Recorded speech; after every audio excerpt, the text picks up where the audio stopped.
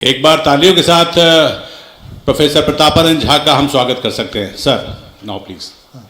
Thank you. आप सभी जानते हैं कि मुझे डिजिटल मीडिया पे बोलने के लिए बुलाया गया है और टेक्नोलॉजी को दिखाई जाती है, न कि बताई जाती है, लेकिन मैं आज आपके सामने में टेक्नोलॉजी को बताऊंगा। सुबह से हम देख रहे हैं कि माननीय राज्यपाल जी ने भी जब अपने उद्बोधन में कहा था तो उन्होंने पुरुषार्थ चतुष्टय की बात की थी।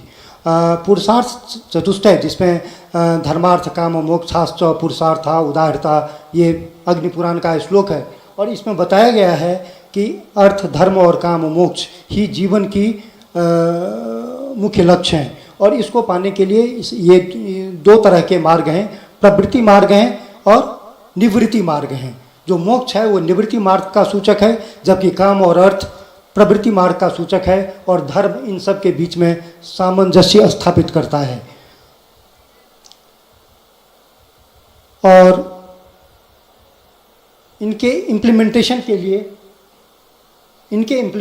के लिए हमारे यहाँ पे चतुर्दश और अष्टादश विद्याओं का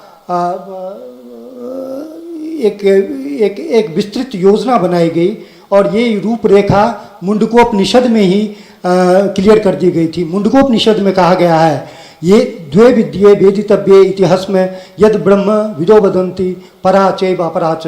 ये सुबह में माननीय राज्यपाल जी ने बताया था। परा और अपरा विद्याओं का यहाँ पे डिटेल्स मिलती है, जिसमें परा विद्या तो अक्षर विद्या है, जबकि अपरा विद्या में चारों वेद और वेदांगों का वर्णन है, जिसमें ऋग्वेद, यजुर्वेद, सामवेद, अथर्ववेद, शिक्षा, कल्प, निरुक्त, छंद, ज्योतिष और व्याकरण, ये सारे के सारे ग्रंथ जो हैं, जो विषय हैं, ये इसके अंतर्गत आते हैं। जब हम वेदों की बात करते हैं तो वेदों में केवल हम संहिता की बात नहीं करते हैं। वेदों में वेद की संहिता, ब्राह्मण, आरण्यक और उपनिषद, इन सब का समग्र रूप है। और इसीलिए जब हमने वैदिक हेरिटेज पोर्टल बनाई थी, अभी मैं आपको दिखा तो नहीं पाऊंगा, उसकी छोटी सी ग्लिम्स दूंगा कि किस तरह से इंटीग्रेशन में हमने किया है, उसके बारे में थोड़ा सा बताऊंगा। जब हम मुंडकोपनिषद से आगे बढ़ते हैं तो याज्ञवल्क्य स्मृति में उस 10 विद्या को चतुर्दश विद्या बताया गया। पुराण, न्याय, मीमांसा, धर्मशास्त्रांग मिश्रिता वेदा स्थानानि धर्म विद्यानां धर्म से चतुर्दश। और फिर यही चतुर्दश विद्या आगे बढ़ करके जब हम विष्णु पुराण की बात करते हैं, भविष्य पुराण की बात करते हैं, तो इसमें 4 उपवेदों का भी समावेश किया गया, जिसमें आयुर्वेद, धनुर्वेद, गांधर्व वेद, अर्थशास्त्र, इन सबको उसमें समावेश किया गया। अगर मैं वैदिक हेरिटेज पोर्टल की बात करूं, नेक्स्ट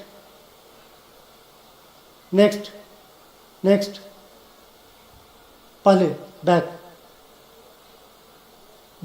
हाँ, अगर मैं वैदिक हेरिटेज पोर्टल की बात करूं, ये उसका एक स्क्रीनशॉट है और इसमें आप देख रहे हैं कि ऋग्वेद के मंडल क्रम का यह वर्णन है। ऋग्वेद के पूरे 10,552 मंत्र को 10 मंडलों में विभक्त किया गया है। यहाँ पे लेफ्ट साइड में जो आप 10 सर्कल देख रहे हैं, इस 10 में से अगर आप जिस किसी भी मंडल पे क्लिक करेंगे, उससे रिलेटेड उसके सूक्त, नीचे में जो छोटे छोटे बॉक्स हैं वो सूक्त के नंबर आ जाएंगे। और जब आप किसी भी सूक्त पे क्लिक करेंगे तो उसका रिसाइटेशन, उसके टेक्स्ट और उसके ट्रांसलेशन, जो राइट साइड में आप देख रहे हैं, इंग्लिश ट्रांसलेशन, हिंदी ट्रांसलेशन और सायन की कमेंट्री, ये सारा का सारा आप देख सकते हैं। केवल एक इंटरफेस से पूरे वेद के सारे, ऋग्वेद के सारे वेद मंत्रों को हम यहाँ पे देख सकते हैं। किसी भी मंत्र पे पहुँच सकते हैं और उससे रिलेटेड ट्रांसलेशन हिंदी, अंग्रेजी और साइन के कमेंट्री के साथ आप से वेद के ज्ञान को हम सही से समझ सकें। और ये आगम की परंपरा, जो परफॉर्मेंस की परंपरा है, जो रिचुअल की परंपरा है, ये केवल वैदिक धर्म में ही नहीं, इवन जैन और आगम, इन सब में है।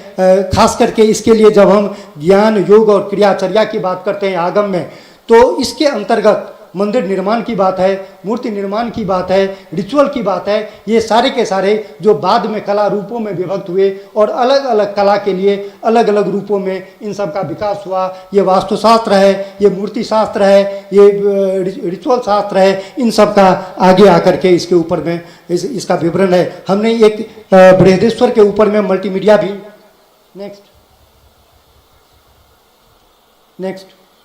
बृहदेश्वर के ऊपर में मल्टीमीडिया बनाई है, जिसमें कला के विभिन्न आयामों को हमने जोड़ने की कोशिश किया है। इसका भी लिंक पीपीटी में नीचे दिया हुआ है, और जिसको भी देखना हो ये वेबसाइट पे भी है, आप इसको क्लिक करके उसको देख सकते हैं। और इसमें हमने किसी भी मंदिर के लिए जो डेली रिचुअल है, जो जो जो उनका ईयरली रिचुअल है, और जो कुंभाभिषेकम जो हर एक 12 साल पे होती है, वो किस तरह से होती है।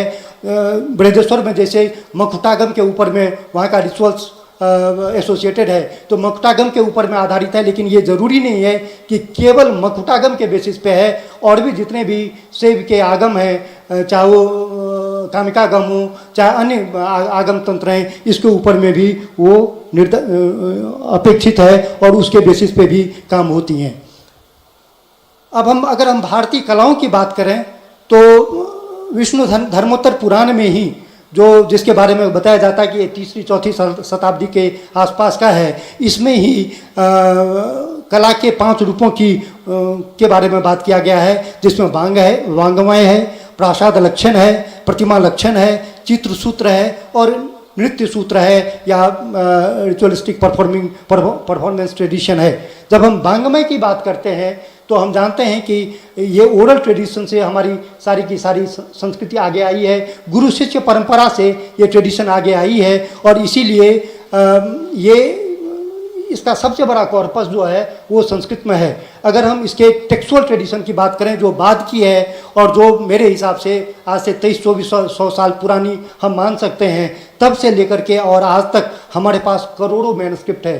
पूरे दुनिया में भारत में जितने मैनुस्क्रिप्ट्स हैं उतने पूरे विश्व में मिला करके भी नहीं हैं। और अगर हम इन मैनुस्क्रिप्ट्स की बात करें तो इसमें लगभग 60% मैनुस्क्रिप्ट्स केवल संस्कृत में है। लेकिन संस्कृत केवल देवनागरी में या किसी एक पर्टिकुलर स्क्रिप्ट में नहीं लिखी हुई है, ये संस्कृत लगभग 22 स्क्रिप्ट्स में लिखी हुई है। उसमें गुजराती भी है, उसमें बांग्ला भी है, उसमें तमिल भी है, उसमें तेलुगु भी है, और ये एक बहुत बड़े कॉर्पस को डिनोट करता है। मुझे जब भी मैं संस्कृत के बारे में सुनता हूँ और सोचता हूँ तो मुझे हमेशा यही लगती है कि संस्कृत एक बहुत बड़ा आर्काइव है, और जिसको डिकोड करने के लिए संस्कृत भाषा का ज्ञान बहुत ही ज़रूरी है। लेकिन केवल संस्कृत से नहीं चलेगा, हमें ये भी देखना पड़ेगा कि हमारे यहाँ पे शास्त्रीय ट्रेडिशन और लौकिक, ये दोनों ही ट्रेडिशन लोक परंपरा साथ साथ चलती रही, और इसीलिए उन संस्कृत के ग्रंथों का जो अन्य भाषाएं हैं, जो रीजनल भाषाएं हैं, उसमें भी किसी न किसी तरह से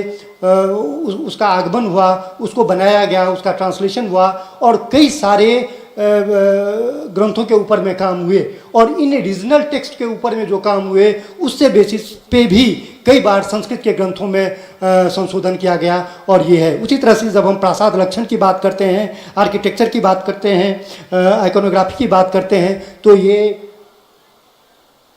ये इसके ऊपर में भी काफ़ी हुई है, काफ़ी इंटीग्रेशन की बात आती है।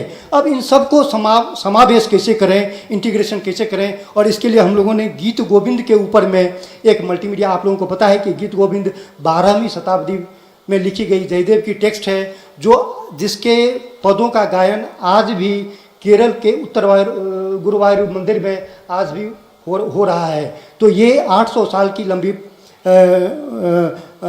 परंपरा का भाग है, जिसमें जितने भी हमारे म्यूजिक स्कूल हैं, डांस स्कूल हैं और पेंटिंग स्कूल हैं, इन सब में इन कलाओं का, इन अष्टपदी का रिप्रेजेंटेशन हुआ है, और इसी को इंटीग्रेट करने के लिए हमने गीत गोविंद में इसको दिखाया है, जिसको आप मल्टीमीडिया के थ्रू देख सकते हैं। ये भी वेबसाइट पे उपलब्ध है।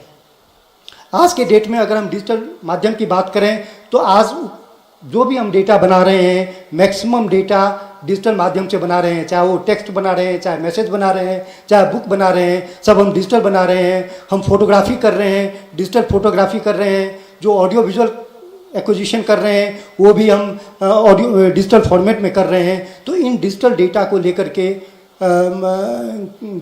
के हम आगे प्रिजर्वेशन के लिए हम क्या प्लान है, ये बहुत ज़रूरी है। इसको समझना, इसकी नेचर को समझना ये बहुत ज़रूरी है। आज के डेट में मैक्सिमम आबादी का एक बहुत बड़ी संख्या के पास इसकी अवेलेबिलिटी है, तो हम इस जो पहुंच है, इस पहुंच को कैसे यूज़ कर सकते हैं। अनुमान है कि 2025 में दुनिया भर में हर दिन 463 एक्साबाइट ऑफ डेटा इतना डेटा पर डे बनेगा, और अगर ये इतना डेटा बन रहा है तो इसको लेकर के हमारा आगे का क्या प्लान है। कई संगठन जो डिजिटल डेटा के डॉक्यूमेंटेशन और प्रिजर्वेशन के ऊपर में काम कर रहे हैं, उनके लिए चैलेंजेस भी हैं, उसके बारे में भी थोड़ी सी बात करेंगे। लेकिन उससे पहले डिजिटल माध्यम से क्या हित लाभ है हमारा, और ये जानने के लिए हमें ये देखना पड़ेगा कि हम डिजिटल डेटा के माध्यम से हम इमीडिएटली इंफॉर्मेशन का प्रसार कर सकते हैं, सही सूचना को खोज सकते हैं। आज के डेट में आर्टिफिशियल इंटेलिजेंस काफ़ी है, ग्रॉक काफ़ी फेमस हो रहा है, इससे पहले चैट जीपीटी काफ़ी पॉपुलर हो गई थी, और ऐसे ऐसे टेक्नोलॉजीज आते रहेंगे, क्योंकि आज के डेट में डेटा डिजिटल इन्फॉर्मेशन में अवेलेबल है, और डिजिटल इन्फॉर्मेशन में अवेलेबल है, इसीलिए इन टूल्स के माध्यम से हम डेटा को अतिशीघ्र खोज सकते हैं, उसको एनालिसिस कर सकते हैं। लेकिन इसमें डर एक ही बात की है कि अगर ये जो पब्लिक डोमेन में जो डेटा है उसकी ऑथेंटिसिटी कितनी है। अगर वो डेटा ऑथेंटिक नहीं रहेगी तो कोई भी आर्टिफिशियल टूल जो है वो सही अपना आकलन नहीं दे पाएगा, क्योंकि उसके पास विवेक नहीं है। विवेक केवल मनुष्यों में है, और ये हमें समझना पड़ेगा।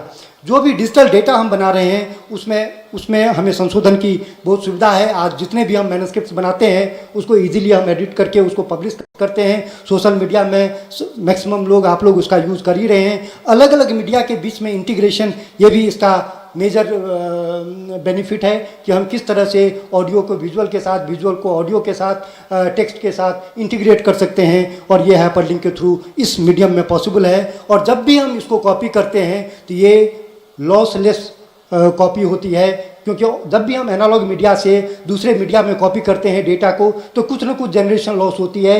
यही केवल एक ऐसी मीडिया है जिसमें जनरेशन लॉस नहीं होती है। तो ये इसके बेनिफिट है, लेकिन थोड़ी सी इसकी चुनौतियां भी हैं, और उसको भी हमें समझने की ज़रूरत है। क्योंकि इसको हम जब भी डेटा को सुरक्षित रखते हैं तो किसी न किसी फॉर्मेट में रखते हैं। कई बार ये फॉर्मेट किसी पर्टिकुलर इंडिविजुअल प्रोप्राइटरी कंपनी की होती है, इसीलिए वो डेटा कितना दिन तक सुरक्षित है, जब तक कि वो कंपनी हमें सपोर्ट देती है। दूसरा, डिजिटल मीडिया का जो है जिस मीडियम में स्टोर करते हैं वो भी लिमिटेड है। हमें याद है कि आज से 15 साल पहले, 20 साल पहले फ्लॉपी में हुआ करती थी, फिर डीवीडी आई, ये सब सारे मीडिया ख़त्म होते गए। तो जब ख़त्म होते जा रहे हैं तो उस संबंध में हम उस डेटा को नए नए प्लेटफॉर्म पे कॉपी करना, ये कंटिन्यूस प्रैक्टिस है। और तीसरी, जो आवश्यक सॉफ्टवेयर है उसका अप्रचलन हो रहा है। तो इसके लिए, और ये चैलेंज केवल हमारे लिए नहीं है, ये चैलेंज पूरे विश्व के लिए है, और इसीलिए पूरे विश्व के साइंटिस्ट इसके ऊपर में काम कर रहे हैं।